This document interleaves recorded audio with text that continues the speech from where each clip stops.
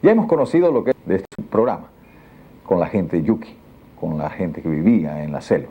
Vamos a ver a continuación cómo fue ese contacto, qué piensan y cómo viven estos selvícolas.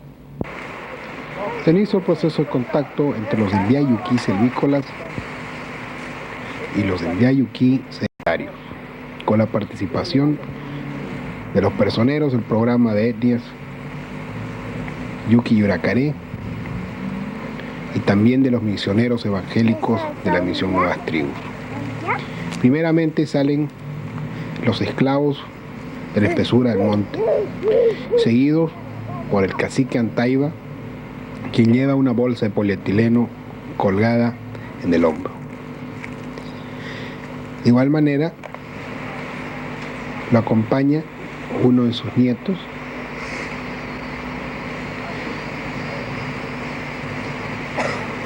que participa del contacto en las primeras horas del 24 de septiembre de 1989, a eso de las 10:30 de la mañana.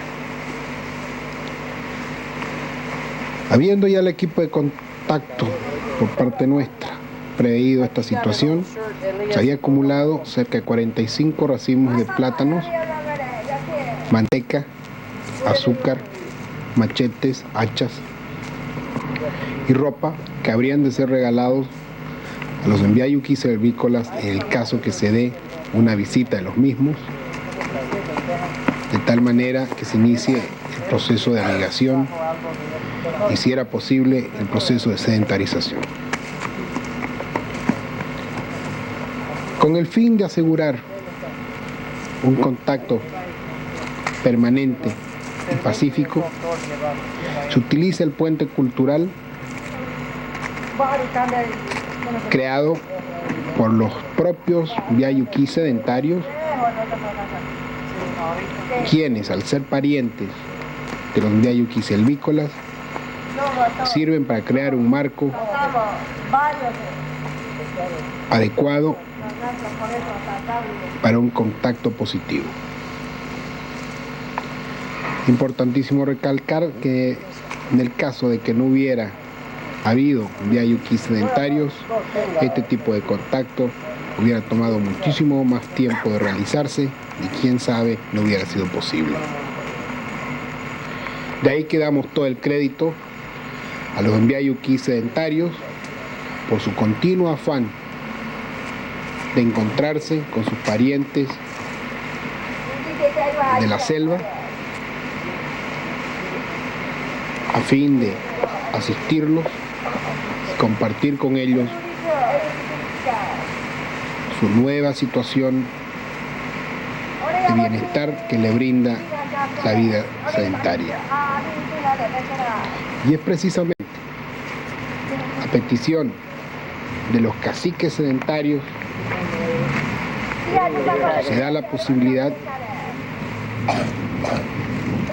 de que tanto los misioneros como los personeros del proyecto puedan intentar una reunión pacífica con los Mbiá selvícolas. El cacique, como muestra de afecto, palmea la cabeza,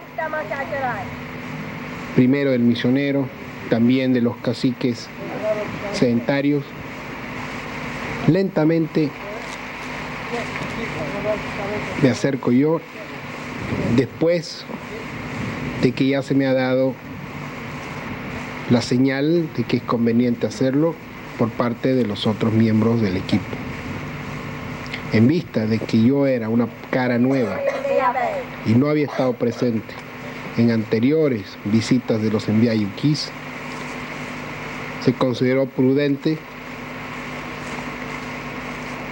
que el saludo con el cacique se efectúe después de que éste ya se sentía ambientado con el resto del grupo, no queriendo bajo ningún punto de vista ofenderlo, mucho menos asustarlo, ya que se ponía en peligro la vida de todos los participantes y también del éxito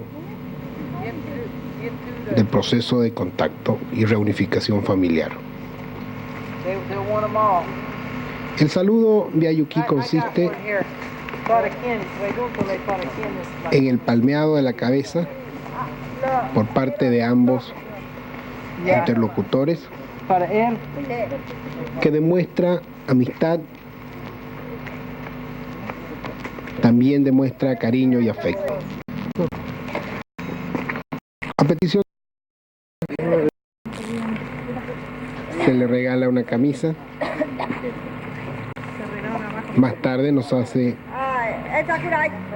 llegar una petición similar, donde nos indica que preferiría una camisa color rojo, ya que este color es el de mayor estatus dentro de la cultura en Viayuquí.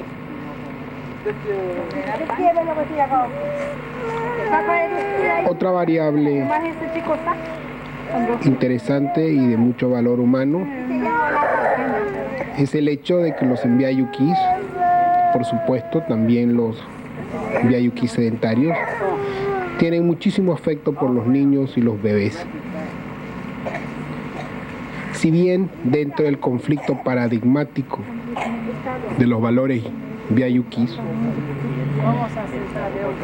el afecto que demuestran por los niños es neutralizado por los valores negativos que mantienen en la vida nómada al sacrificar a los niños pequeños con la muerte de un Viayuquí amo, que debe ser acompañado en la creencia de ellos al más allá con la muerte de otras dos personas, ya que los Viayuquís creen que cuando una persona muere tiene dos espíritus, uno que se reencarna en los grupos no yuquis y otro que se reencarna en diferentes plantas y animales del bosque. Nos encontramos sentados, también a petición del cacique Antaiba, un factor que ya había reducido en una forma significativa el nivel de tensión que se daba en estos primeros minutos del proceso de reunificación familiar. Podemos ver junto al fuego una chapapa con restos de un yacaré que venía ahumándose ya hace unos 2 días. Al lado del mismo se encuentra un niño sedentario, nombre Gregorio, y sentados los nietos del cacique y uno de los esclavos. En el proceso de contacto se intercalaban momentos de charla, de intercambio de regalos,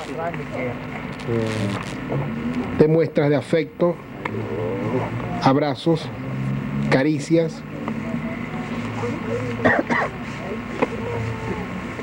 También se practicaba el despiojamiento mutuo. Mitad de carne, chicos. Un pedazo de carne. Y también se daba la relación entre los niños sedentarios y selvícolas. Ellos mantenían su propio mundo aparte del nuestro, que estaba plagado de muchas tensiones, a diferencia del de los niños, que era un encuentro que podría llamarse casi rutinario, en vista de la ausencia de los factores que se daban del proceso de contacto de los adultos. Podemos ver a un esclavo selvícola, ya que dentro de la cultura en Viayuquí selvícola existen 2 categorías de personas, los amos y los esclavos. Los amos tienen todos los derechos, las ventajas dentro del contexto de la cultura selvícola, es decir, tienen derecho a comer, a ser atendidos y a no ser sacrificados cuando se da la muerte de uno de sus congéneres.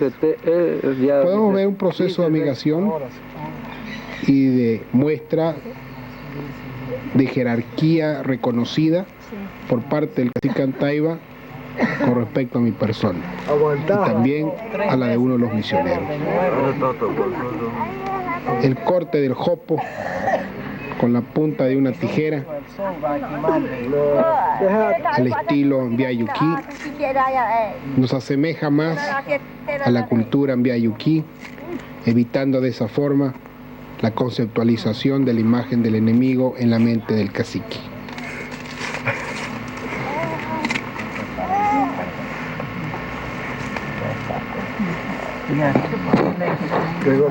Este proceso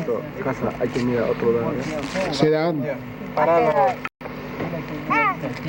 en un contexto de altísima tensión psicológica por parte de ellos y también por parte de los recipientes, en este caso nosotros,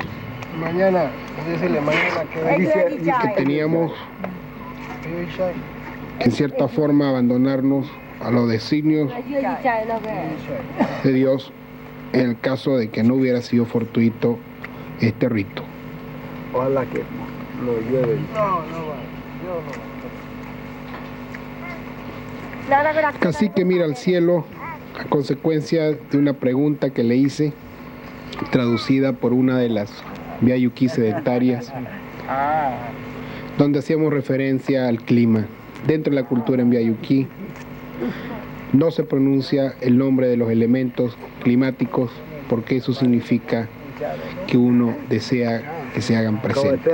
Es decir, no se pronuncia el nombre del rayo, del trueno, de la lluvia, de las tormentas, puesto que sería de muy mal augurio el citar a estos elementos,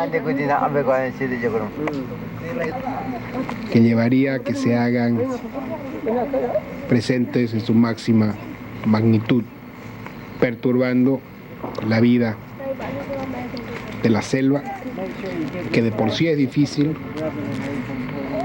y se agrava en la presencia de los factores climáticos.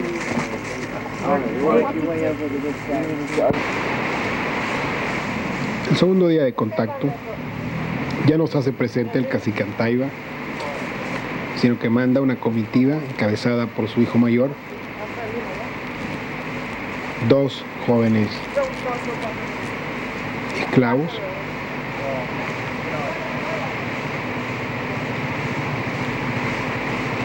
que vienen a investigar las condiciones del campamento de contacto nuestro. También se hace presente una mujer viuda, madre de los 2 jóvenes, la esposa del hijo del cacique y sus niños. La esposa del hijo mayor del cacique jugó un papel importantísimo para que se lleve a cabo la reunificación familiar entre los 2 grupos. Podemos notar que todos los enviados selvícolas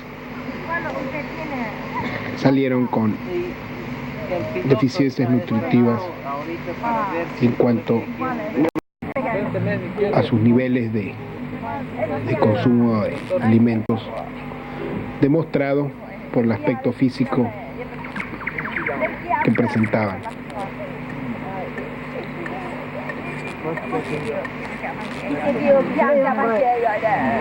Rasgos como la conjuntivitis, deformaciones causadas por la artritis reumática, ceguera en el caso de la hija del cacique, los vientres abultados que se daban en los niños a causa de los bichos, y una serie de heridas abiertas, rasguños que mostraban todos ellos al andar desnudos en la espesura del monte, exponiéndose a todo tipo de insectos, alimañas, espinas. La reunión de las mujeres yuquis sedentarias y selvícolas llega a establecer un oasis de tranquilidad en el contacto. Y es precisamente aprovechando esa coyuntura que establezco una relación cercana con las selvícolas, demostrándoles que también había afecto de mi parte hacia ellas. Para reforzar el equipo de contacto, se traen más Yuquis sedentarios del pueblo Yuqui, a orillas del río Chimoré, donde se encontraban 112 Yuquis sedentarios. Al verse en su superioridad numérica todos los Yuquis, el nivel de tensión en el segundo día de contacto baja en grandes proporciones. Los niveles de desconfianza que se daban los primeros minutos y horas del contacto en el primer día se van diluyendo al aumentar la población yuqui y al verse ellos en total control de los acontecimientos.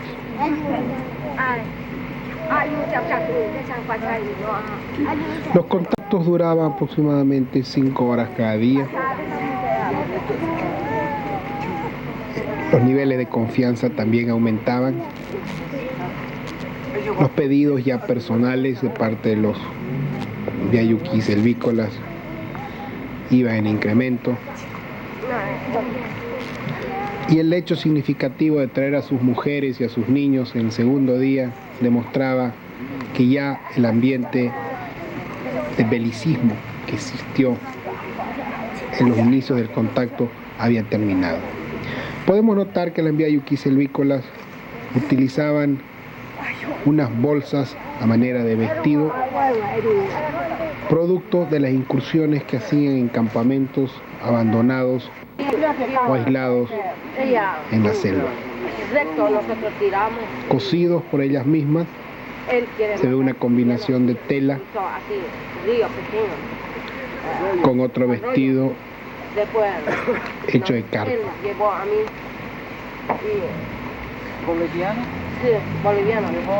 Es la costumbre en Yuquí que cuando se despiden dos grupos se dé la espalda y no se quede uno mirándolos desaparecer entre la maleza, ya que eso significaría que se está preparando una emboscada y podría interpretarse negativamente.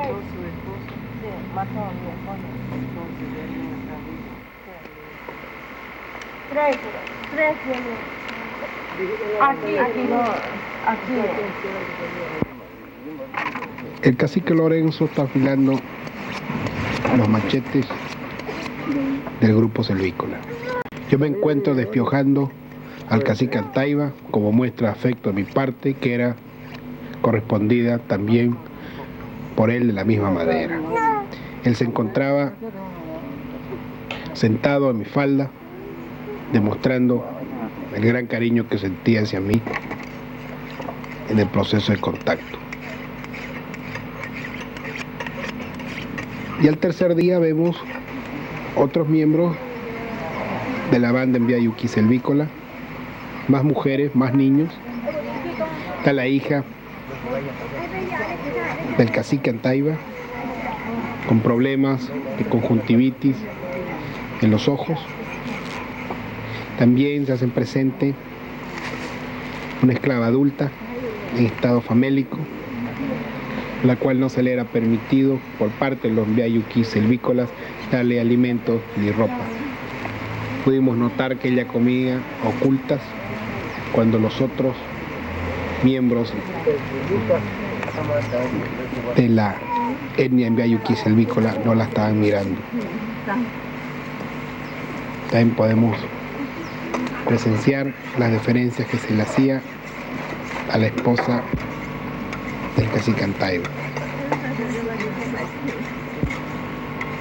rodeada por las aldea yuquí sedentarias y también las aldea yuquí silvícolas.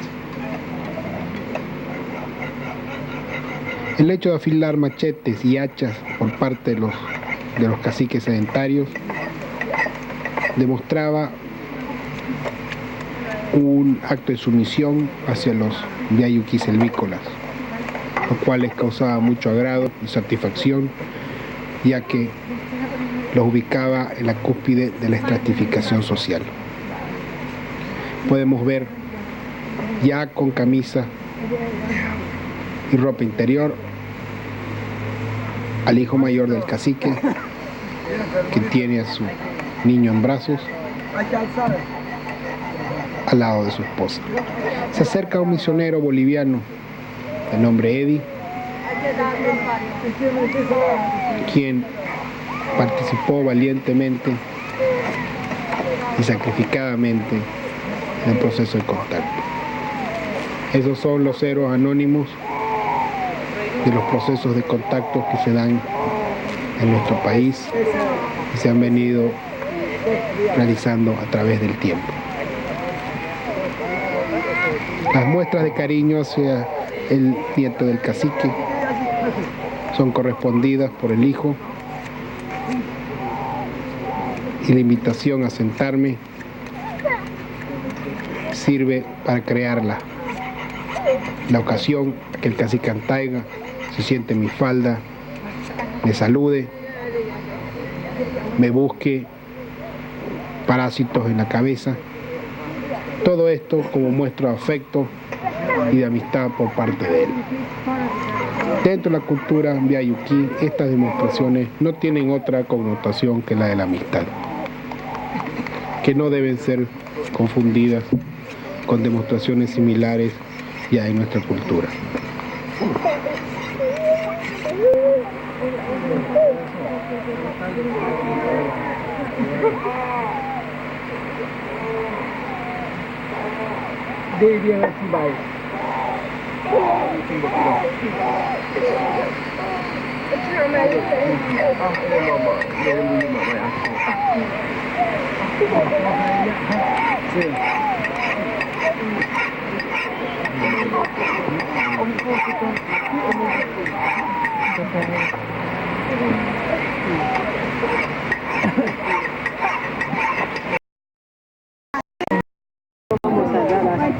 Dentro de la etnia aldea yuquí podemos notar diferentes niveles de pigmentación de la piel y fenotipos físicos, ilustrando una diversidad genética muy amplia.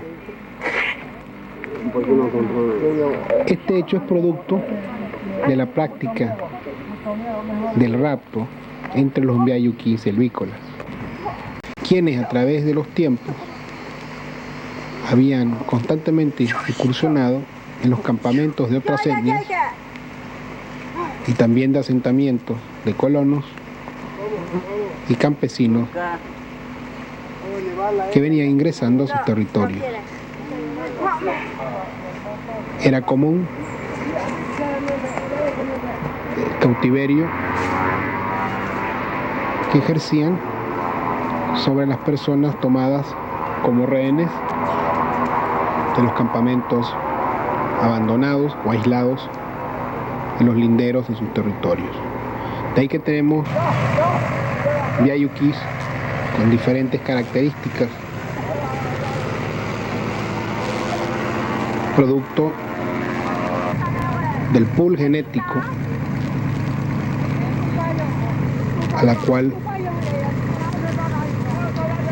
deben sus diversos aspectos.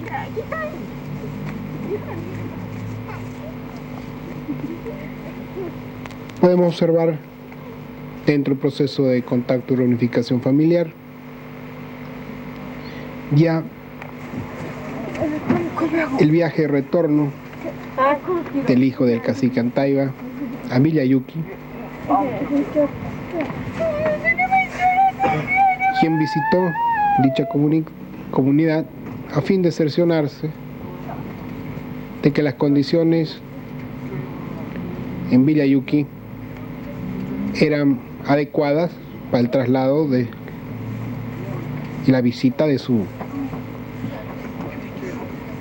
banda selvícola, de que en Villa Yuki no había un ambiente bélico, de que habían alimentos, de que habían más yukis,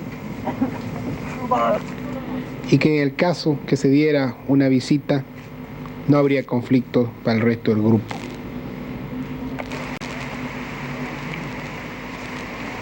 Una vez realizada la visita, el hijo del cacique Antaiba le comunica a su padre que él, su esposa y sus niños irían a permanecer a Villa Yuki con el resto de la población sedentaria, y lo invitaba a su padre y al resto de la banda a tomar la misma decisión. Después de deliberar por un tiempo, el cacique también decide ir a visitar Villa Yuki para poder tomar una decisión definitiva al respecto. Importantísimo recalcar el hecho que dentro de la mente de un Villa Yuki selvícola, el trasladarse de un campamento a otro es una decisión temporal dentro de la concepción de los circuitos nómadas.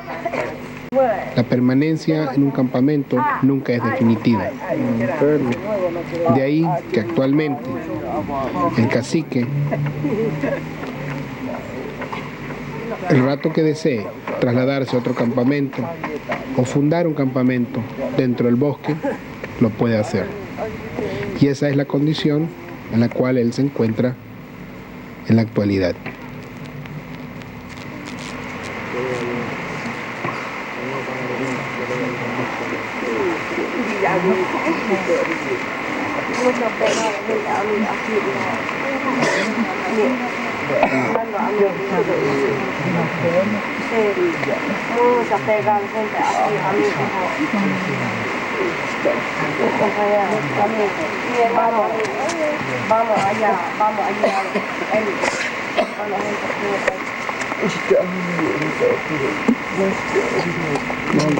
La actitud de tomar a todos los miembros de la banda en Villa Yuki selvícola en las faldas, inclusive niños, demostraba por la parte nuestra un gran deseo de establecer la paz permanente y crear niveles aceptables de amistad y reciprocidad en este aspecto.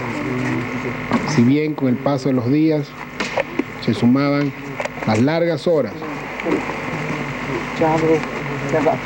de permanencia en el suelo que involucraba esta parte del ritual de amigación entre las dos culturas. Porque ellos me dijeron que en 2 noches para ustedes no más.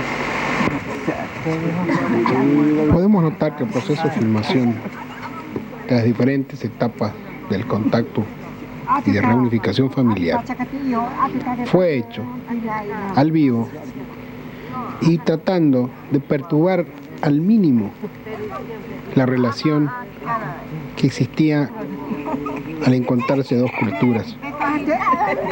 Sin embargo, había la imperiosa necesidad de captar para la posteridad, tanto para la propia etnia en Villa Yuki, como para nosotros, a fines de rescate cultural, los eventos que se sucedieron en el lapso de estos 5 días. Los enfoques tenían que ser hechos en breves momentos y siempre en aquellos instantes en que las personas no estaban totalmente concentradas en el enfoque de la filmadora. De lo contrario, caíamos en una estrategia errada que podía elevar los niveles de tensión y llevar a un rompimiento del proceso de contacto. El pedido de ropa de parte de los enviayukis se hacía imperante a raíz de las molestias causadas por los insectos del monte que constantemente asedian la vida del selvícola en su medio. Si bien la ropa era usada por momentos, después retirada, no dejaba de ser una variable fija en la lista de peticiones efectuadas por los enviayukis selvícolas. Hacemos hincapié en las tonalidades guturales producidas cuando se encuentran miembros de la etnia yuki. En los primeros instantes de un encuentro, lo primero que se da es la comunicación entre ambos grupos de las tristezas y de los hechos acontecidos antes del encuentro. Cada persona hace una breve relación de su vida antes del encuentro, refiriéndose a las personas que ya no están con ellos, que han dejado de existir, a las enfermedades, a los eventos negativos de su vida, a fin de crear una comunidad de sentimiento que baje el nivel de tensión existente en una reunificación familiar. En otras palabras, al contar cada grupo sus cuitas, sus sentimientos íntimos, se da un mayor grado de compenetración entre todos los miembros del grupo.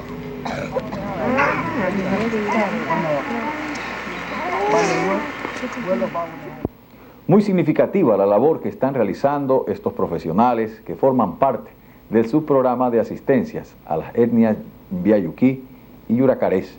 Ahora vamos a ver más adelante de qué se trata la asistencia que ellos brindan en el campo de salud, en el campo de la educación, en el campo del conocimiento para una mejor subsistencia.